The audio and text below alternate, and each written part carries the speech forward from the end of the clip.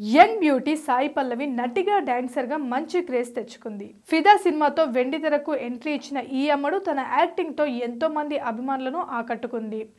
కట్టుబొట్టులో junior Savitri అంటూ ప్రశంసలు కూడా అందుకుంది. ఇక నాగ చైతన్య తండేల్ చిత్రంతో ప్రేక్షకుల ముందుకు వచ్చేందుకు సిద్ధమవుతుంది. ఇదిలా ఉంటే సాయి పల్లవిపై గరికపాటి చేసిన వ్యాఖ్యలు ప్రస్తుతం సోషల్ మీడియాలో వైరల్ అవుతున్నాయి. గరికపాటి నరసింహారావు గురించి అందరికీ తెలిసిందే. ఆధ్యాత్మికంగా అంశాలపై ప్రసంగాలు ఇచ్చే ఆయన సినీ సెలబ్రిటీల గురించి కూడా కామెంట్స్ చేస్తూ సోషల్ మీడియాలో ట్రెండ్ అవుతుంటాడు. ఈ క్రమంలోనే హీరోయిన్ సాయి పల్లవిపై కూడా ఆయన కామెంట్స్ చేశారు. సినిమా రంగంలో చూసి మా అమ్మాయి లాంటిది అనుకున్నా. సాయి పల్లవి మాటలు నన్నంతా ఆకర్షించాయి. ఎంత చక్కటి నవ్వు, మెల్లమెల్లగా వచ్చింది, క్రీమ్ బిస్కెట్ వేసింది. మొన్న ఆమె మాట్లాడుతూ నేను అన్ని పాత్రలు ఒప్పుకోను, కథ విని నాకు తగినది అయితేనే చేస్తాను, లేకపోతే వదిలేస్తాను.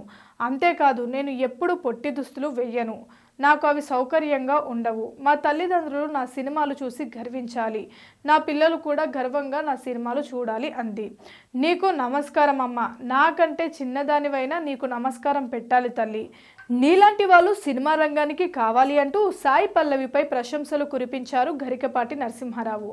దీనికి సంబంధించిన వీడియో ప్రస్తుతం సోషల్ మీడియాలో చక్కర్లు కొడుతుంది.